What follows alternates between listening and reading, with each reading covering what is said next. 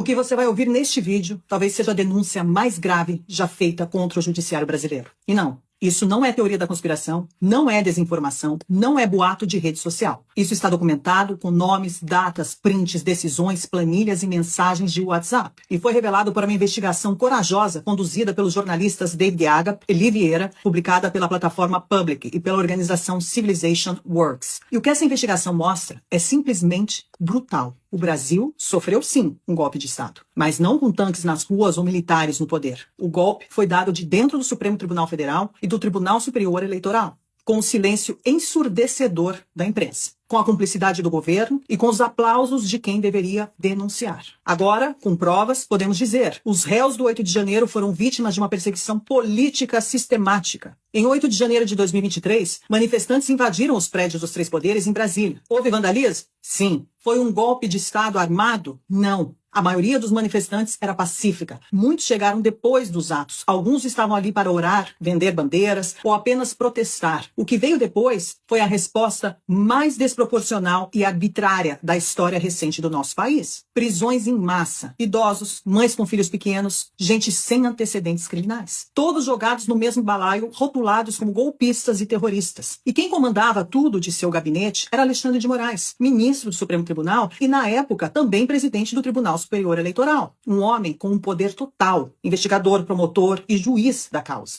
O que ninguém sabia, ou pelo menos fingia não saber, e agora foi revelado pelos arquivos do 8 de janeiro, é que Moraes operava nos bastidores uma força-tarefa clandestina, secreta e inconstitucional, digna dos regimes soviéticos. Essa força-tarefa funcionava dentro do Tribunal Superior Eleitoral, mas tratava de casos criminais, o que é ilegal. E operava da seguinte maneira: eles vasculhavam as redes sociais dos manifestantes, classificava cada um com uma certidão digital, e com base nessas certidões, eles decidiam quem ficava preso e quem seria solto. Não importava se a pessoa tinha quebrado algo, ou se ela não tinha cometido crime, ou se tinha vendido algodão doce, se ela estava ali para vender bandeira, nada disso interessava. O que interessava era o que ela postava, curtia ou comentava nas redes. Postou que Lula é corrupto? Positivo. Usou verde e amarelo? Positivo. Compartilhou memes sobre as urnas eletrônicas? Positivo. Se a sua certidão era positiva, você continuava preso e ponto. A investigação revela os principais nomes por trás dessa operação. Cristina Kuzahara, chefe de gabinete de Alexandre de Moraes, que coordenava os bastidores. Eduardo Talhaferro era chefe da assessoria especial de desinformação do TSE. E Ayrton Vieira, um juiz instrutor do STF, responsável pelas audiências de custódia. E tudo está documentado em mensagens de WhatsApp oficiais. Em uma delas, Ayrton Vieira, que deveria ser imparcial, escreveu em tom sarcástico e cínico que nas audiências de custódia possamos dar a cada um o que lhe é de direito: a prisão. Em outra mensagem, Kuzahara ordena: a PGR pediu liberdade provisória para eles, mas o ministro não quer soltar sem antes a gente ver nas redes se tem alguma coisa. Ou seja, as prisões estavam sendo mantidas de forma ilegal, enquanto a equipe de Moraes, ou melhor, a Gestapo de Moraes, vasculhavam as redes sociais dos presos. Um dos casos mais absurdos é de um vendedor ambulante, Ademir Domingos Pinto da Silva. Foi preso mesmo sem ter participado da invasão. Ele estava lá só para vender bandeiras e foi classificado como positivo por tweets de 2018 criticando Lula e o PT. Ele passou 4 meses na prisão e agora ele usa tornozeleira eletrônica. Uma mulher foi classificada como positiva por compartilhar uma petição com 0 visualizações. A pastora Marisa Lobo, de São Paulo, foi condenada a 17 anos de prisão por ter ido rezar em Brasília. A aposentada Vildete da Silva Guardia, de 74 anos, foi presa por engano. Depois de 21 dias e um sangramento intestinal, ela foi libertada. Os dados ilegais e o sistema paralelo para identificar os manifestantes, a equipe de Moraes acessou bancos de dados sigilosos, e esse é o ponto gravíssimo. Ele acessou a GestBio, que é a biometria facial e impressões digitais de todos os eleitores do Brasil. Ele acionou a Receita Federal, ele acionou a RENAC, que é o cadastro de motoristas, tudo isso sem ordem judicial. Esses dados foram cruzados com postagens em redes sociais para montar dossiês secretos. Foram emitidas 1.398 certidões. Quem tinha certidão positiva, mesmo sem ter cometido crime, continuava preso. Através dessa denúncia, juristas de peso se manifestaram. Marco Aurélio de Mello, o ex-ministro do STF, disse que essas são penas de assassinos e não de manifestantes. O especialista em liberdade de expressão, André Marcília, escreveu que o mesmo órgão que julga está produzindo as provas, e isso é autoritarismo. Ives Gandra Martins, grande jurista, disse que Moraes criou uma força de repressão que a Constituição jamais previu.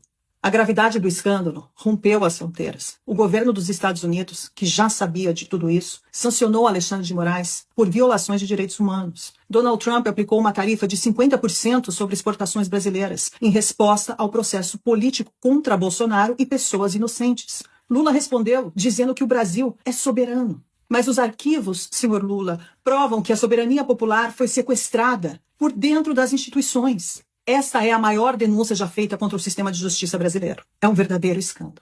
As revelações contidas nos arquivos do 8 de janeiro não são apenas constrangedoras, devastadoras, elas são criminosas. Pela primeira vez, temos provas documentais com nomes, datas, ordens internas de que o Supremo Tribunal Federal e o Tribunal Superior Eleitoral operaram como braços de um projeto de poder e não como garantidores da Constituição. Alexandre de Moraes, mesmo sancionado pelo governo dos Estados Unidos sob a lei Magnitsky por violar direitos humanos de cidadãos brasileiros, segue exercendo suas funções como se nada tivesse acontecido. Não pediu afastamento, não foi investigado, não se explicou à nação. Pelo contrário, ele respondeu às denúncias com ainda mais autoritarismo. No dia seguinte, as manifestações massivas que tomaram as ruas do Brasil em dezenas de cidades, denunciando a escalada da censura, da repressão e do arbítrio judicial, Moraes decretou prisão domiciliar contra Jair Bolsonaro, sem novo fato, sem crime em flagrante, sem justificativa que se sustente à luz do direito. A reação imediata de um togado acuado não foi argumentar com provas, foi calar com tornozeleiras eletrônicas